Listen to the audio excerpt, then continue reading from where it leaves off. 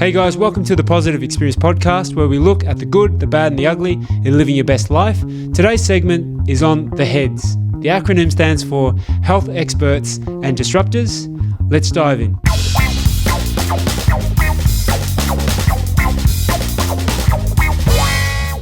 Hey guys, how you going? My name's Lecky Sisfer. I'm the host of the Positive Experience podcast, where we talk about the good, the bad and the ugly in living your best life. Today's segment is on the H.E.A.D'S. The acronym stands for Health Experts and Disruptors. And today I've got Dee joining me from F45, awesome, from up in Derrimut. Okay, so thanks for joining us today, Dee. Awesome. And, Good to be here, man. And I think today I just want to start by pronouncing your last name. How do I actually say your last name properly? Mertakasuma. Mertakasuma. And which part of the globe can I find that last name from? Tell me a bit about your early upbringing, the childhood. Tell me the early days of Dee's. Cool. Dee's life. It's not Japanese. People think it's Japanese, but it's Indonesian. So it's in a place called Bandung, which is about 2 hours from Jakarta. Cool. So parents came here back in the 70s, first generation Indos. My dad came here pretty much with nothing. Okay. We just come in here. Well, my mum and sister were still over there. And pretty much back then, the job was looking for you back in the 70s. You can walk into anywhere, get a job anywhere. And then he came here actually illegally. Back then. And so it's pretty much getting paid cash jobs in hand. And then Malcolm Fraser, who was the Prime Minister back then, granted amnesty to the immigrant, all the refugees back then. Wow. And then they all came forward and then brought my mum over, say, 2 years later. So she straight set up to Melbourne? Yeah, straight to Melbourne. Okay. Just came here by boat. Wow. Off the boat, so I'm one of the fortunate ones. The stories that you see, people, risking their lives to come in. My dad pretty much had nothing. That's the roots. And he, I'm forever grateful for the opportunity he's given me, my family, or else I'd probably be in a rice field somewhere stuck in Indonesia. But wow, okay. So that's pretty much the back end story there. First generation Indonesians. Awesome. So so that's why you got such an Aussie accent. So you were born in Australia. I was born here. Born in Australia. Yeah. Okay. Of Indonesian parents, mum and dad. Yep, mum and dad. Okay. Awesome. Yeah. And so you grew up in Melbourne. Can I ask if you're over this side of the West Gate? Are you a Westie or which part? I grew up in the east. I grew up in East Notting side. Hill. Yeah, North Clayton, back near Monashini, Clayton. So I grew up in the east. We won't judge you. Yeah, it's all right. It's okay. And I built a house here back in 2007. Cool. Only because houses are affordable here back then. Yeah. Before the boom, back in the west, I would have had to go further out towards, Pakenham, Cranbourne, which would have been 45, 50 k's from my work. And so came here and saw the west and built in Point Cook and been here since for the last 12 years or so. So around 2007ish. Yeah, 2007 Cool. Came here. So I can see how neglected the west is. Grew up in the east because all the Follies mates are down that end. Yeah. And everything's just finally catching up now with all the infrastructure and the roads and it's just how Melbourne's everything. happening. Oh yeah, pretty much. Over there you've got overhead railways. so Level crossings dense. are gone. Oh yeah, and here I just. Bit more open. It's and they're just catching up on it now. So yeah, there's road duplications everywhere around here, guys. So everyone's suffering out west. So great, we've got a bit of an insight early days when you're a seedling. Can you give us a snapshot on the makeup? Like any kids at home, or do you have a heap of pets? Give us some. So I've got 3 kids. So 16, 15, 11. So 2 boys. 2 girls and a boy. Yep. Boys in the middle. My son's special needs. He's autistic, so he's non-verbal. So he's 15. He goes to Jennings Street in Laverton. So is he the youngest one? Is he? No, he's the middle. He's in the middle. So he's non-verbal. He can't talk, but he understands. That's been a challenge. Probably one of my challenges for myself and my wife. Wow. Raising a son with special needs. But we do what we've got to do because we always look at the bright side. We think, man, there's always someone out there that's got it worse. Yeah. You know what I mean? And we know nothing. That's like normal to us. We've just it's just been go ever since. But I got friends and family say, how do you do it? Hey, you just do. You just adjust. Awesome. You keep going. And we've got a cat as well. So, what's her name? His name? Name's Anchovy. So pets, they're part of the family, aren't they? Part of the family, so nice cat. So you got 4 kids. Domesticated, yeah. So cool. She's good. So, so we've got the snapshot here on Dee. So, family man, set up at West here. He's on the right side of the West Gate now. That's right. And give us an idea. So we're going to get into the F45 story, absolutely, the health side.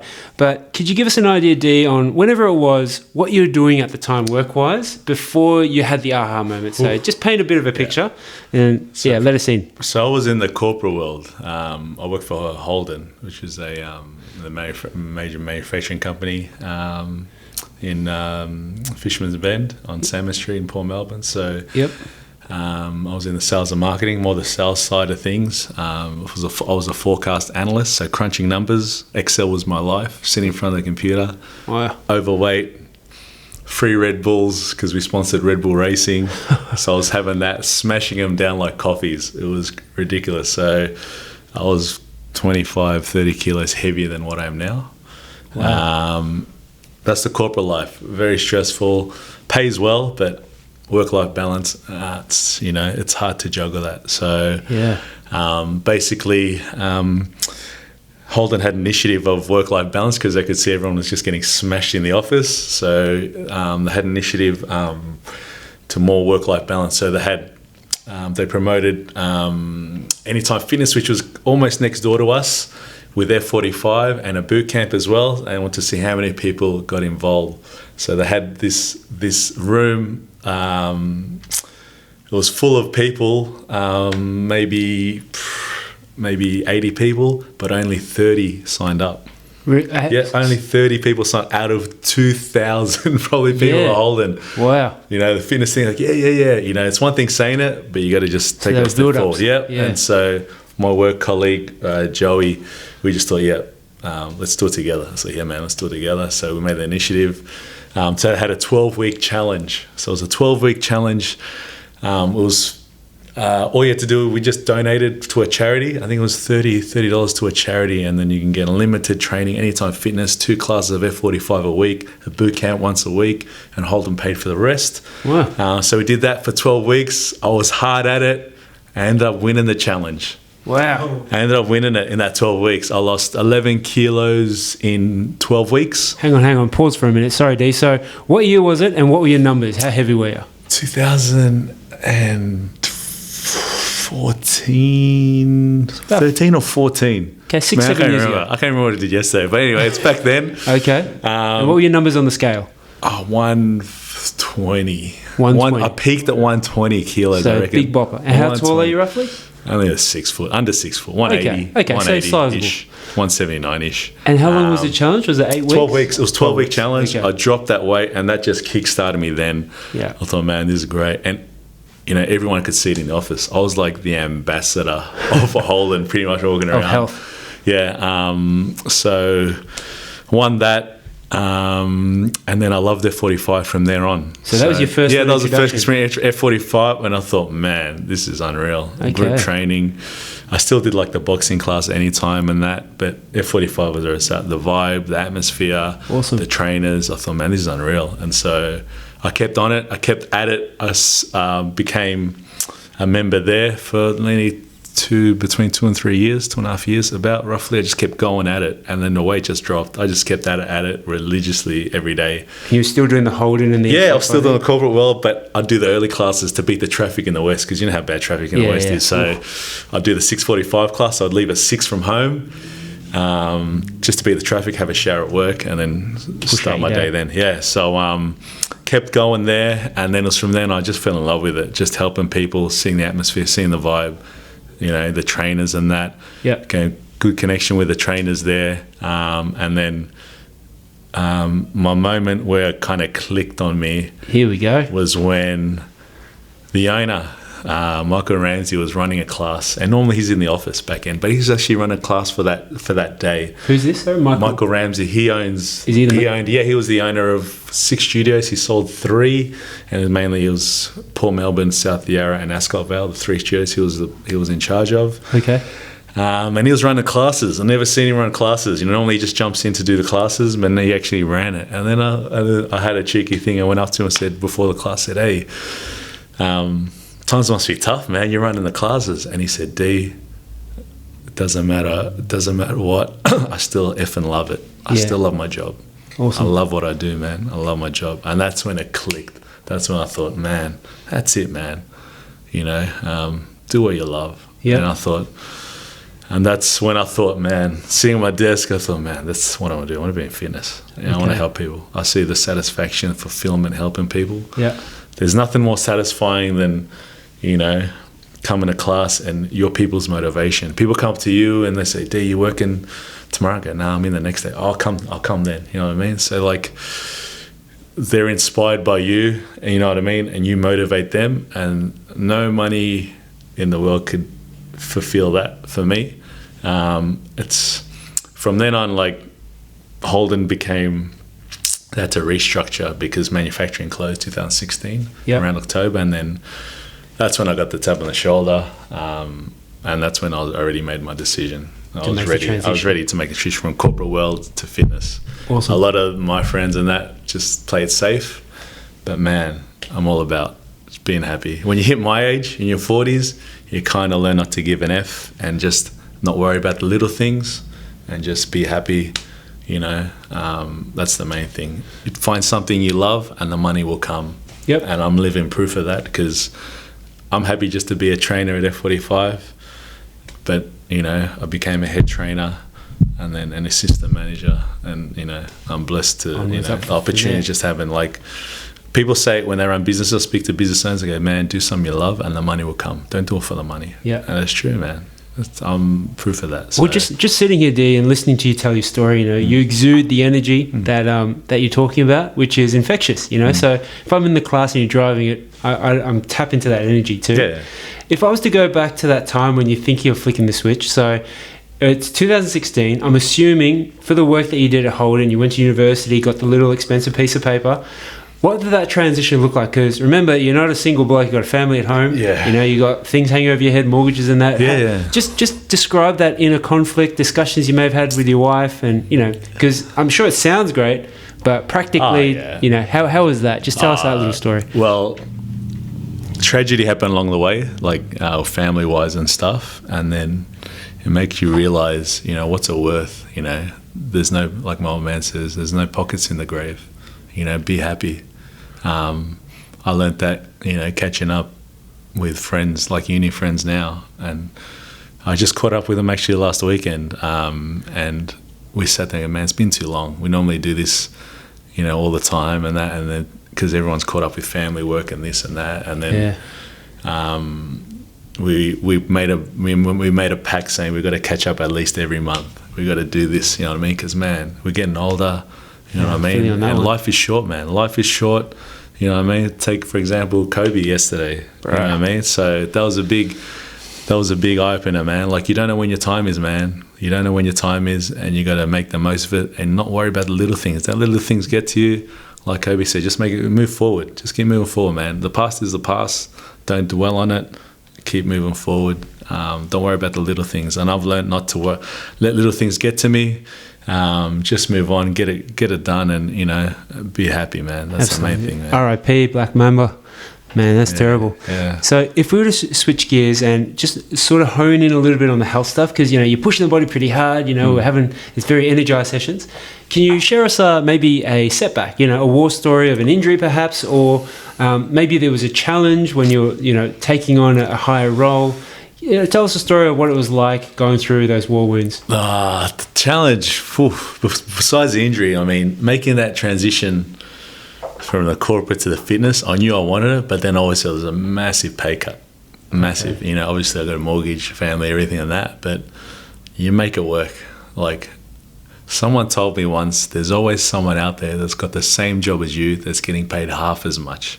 Someone out there. So I've just been thankful that, you know, all these opportunities that have come along, and with, especially in the fitness, you can't teach passion. When you're doing it for money, clients see right through you. Yeah. They know you're in it for money, and they don't see that. Whereas I do it because I love it. I don't do it for money. They know that, and you can't teach that in the fitness industry. You got to do it because you love it, man. And so, basically, 100%. You got to your heart's got to be in it. You got to want to be in the industry. Don't do it for the money. Okay, mate. I think that's a perfect transition to So the premise, the idea behind this podcast is to shine the light on the positive things, positive experiences, and I can see you're all about that, because sometimes we can put too much emphasis on the negative stuff. Yeah. Maybe an online comment, might be a snarky comment you Yeah. overheard. So in terms of the good, is there something that you're really grateful, you're grateful about the opportunity and a lot of the things, bountiful opportunities coming your way? Is there other things that you're appreciative of that, gives you good context now? Having kids obviously was the proud moment. Obviously struggled finding out your son's diagnosed with autism. That's shattering. It's massive. Yep. Massive for both you and your partner, and that's a real test, because it's sad when I go to his school and I see a lot of the single parents, single mums, where their other half kind of gives up. Wow. You know what I mean? Gives up on their kids. That hurts when I speak to mums and it's like they're the sole parent looking after a child with special needs. It's like, man, that's heavy. I look at it, I go, man, how can a father walk out on his kid, man? That's blood, mate. I'd die for my kids, man. I wouldn't even hesitate. Wife, maybe I'll pause for 2 seconds, but I still do it. But kids, different story, man. Different story. But yeah, man, that's the sad thing. But there's that. Grateful for your kids, and I see my son at his special needs school, and there are other kids that are much worse than him. What I mean? I'm grateful for, there's always someone out there that's got it worse, and you just got to keep doing what you do, man. Like, I know nothing less. It's been normal to me. I don't know how you operate. I don't know what it's like raising normal, functional kids. Gotcha. This is just the way it is for me. Yeah. It's always been like that, and I look at it as a blessing, because it just puts things into perspective. Like, because I'm a religious person too. It's like, man, this world is short. It's the afterlife. You know what I mean? Stop loving this life and all material things and stuff like that. Be happy, live simple. If you wake up with a roof under your head, clothes on your back, and in a bed, man, you're doing all right. Yeah, that's your best life, mate. Encapsulates it, absolutely. That's it. So I guess that's a really big thing that you're grateful for. Is there maybe a perceived weakness that you actively want to work on? And to buy you some time, for example, it may be just shredding up and numbers on a scale, or it may be you want to get to a destination. It might be just teeing up a regular date night with the boss. What's your main work on? I'd love to get shredded. But man, I love my food. But it's just finding that balance. Being in the industry I am, it's finding that balance. Obviously, keeping your training consistent. Training's the easy part. It's what you do outside. F45 is 3% of your day, 45 minutes. That's the easy bit. It's outside, you know what I mean? Like, the cameras going to us. It's just... No one sees you. I love my food. But it's obviously portion control, watching what you eat, finding the balance, just being smart about it, changing your mindset, and healthy habits, you know what I mean? But I get no more satisfaction than seeing people progress and seeing how far they can come from the start, and then how much they lose and how much self-esteem and confidence they have after losing all that. You know what I mean? It's not just physical appearance, but mental as well. That's a big one. So people forget that, man. And I'm just grateful for people that want to get started and come into the studio, and I love what I do, and I'm grateful for the opportunity that F45 Derrimut has given me at F45. So massive shout out to F45 Derrimut. F45 Derrimut. Just on that, I just want to tease that out a little bit more, Dee. So if you think about a specific transformation, right? So you might find that there's a theme of people who come in, they're overweight. Like what's the one day you see them and you can see their eyes have changed. There's something you can pick up. It's like your spider sense. What is it that you find early on? It may be the group setting, and maybe the behavioral change. Like, what's the thing that ticks them over, and then you're like, bang, I know Lecky's going to be right because I've seen this little tweak. There was a guy at my old studio, 45 Hoppers Werribee. His name's Ricky Thomas. Shout out to Rick. He came second. F45 has 4 8-week challenges a year. He came second for 2 of them, and then the third one he ended up winning. He didn't let come in second place discourage him, because you're already a winner. You're already a winner, man. When you're losing that weight, 2 seconds and then a first, he's lost pretty much a person, 50 kilos. Wow. In that year. So, and seeing him, and if you were there from the start watching him and then to now, he pushes the trainers. He pushes people there. Like he embodies everything, that the spirit, the drive, the passion, the love of fitness. He's the reason why I love doing what I do, because just seeing his energy and how much he's lost, and it's just satisfying seeing that, man. When I see people lose their weight, even when I check them in class and I see their photo from the start to now, it's like, man, you need another photo. I can't even recognize you looking at this iPad. Yeah. You know what I mean? Just the other day, a lady lost 10 kilos she lost 10 kilos in about, since I've been there, probably 2-3 months. You know what I mean? And then 30 kilos. Wow. Yeah, no, 10 kilos. 10 kilos. Yeah. So in about 2-3 months. Awesome. And then seeing her, I go, Joe, you got to update this photo. She looked at it and she goes, wow. Even she was shocked seeing it. I go, yeah, it's good. Like photos, don't let the numbers discourage you. Physical appearance, like take a photo of yourself and then see the difference there. It's a good measuring stick. Yeah, it's a good measuring stick, man. But yeah. And I think just on that, the transformation of Dee, imagine if you're still in Holden or in the office, I'll probably be drinking those Red Bulls like no tomorrow. It's so just your own crazy. personal transformation. Yeah. And then, when often you work in the office and someone's birthday, they bring donuts and cakes in the kitchen. Yeah. You know what I mean? You go there, it's just like free-for-all food, and you go back to your desk. It's like, man, that's... I wouldn't go back there, even if you paid me, if you're forced to go, I couldn't do it. My heart's not in there. Yep. It'd just be for the money, and like money doesn't drive me. It's not what drives me. Yeah, we can see that. Absolutely. That's not what drives me. So I've been asked to go back to corporate world. A lot of friends went to competitors, other brands, but just my passion's with fitness right now. Awesome. So, mate, as we're coming around the bend and heading down the home stretch, I'd love to know a little bit more about F45. You mentioned there's 4 8-week, 12-week, 8-week challenges over the year. So if there's anything that you'd love to share with the audience or any promotions like down at Derrimut, man, we'd love to hear it. Yeah, so at Derrimut at the moment, our 8-week challenges for all the F45 studios, they all start February the 3rd. At Derrimut, we have an info session tomorrow night at 7 o'clock at the studio, so 7 at night after the classes. So come down if you are keen. We also have a promo at the moment where it's 4 weeks for one, where you pay for 1 week and you get 4 weeks of training free, only for January.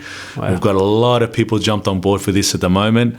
It's selling really quickly, so make sure you get on board. You'll see the link online in our Facebook page. Cool. If not, you can give me a buzz to that. So just follow the Derrimut on Facebook. We've got on Instagram as well.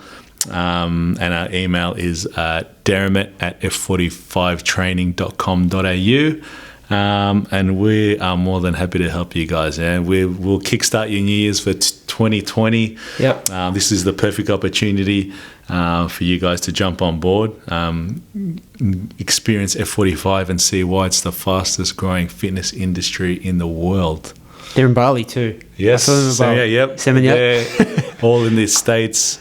In the States too. Middle East, Asia, it's gone bananas. So get on board, big guys. company. Mark Wahlberg's the small stakeholder with this one as well. He's jumped on board, but come see for yourself and see why it's massive. So you don't know unless you try, man. So what do you got to lose?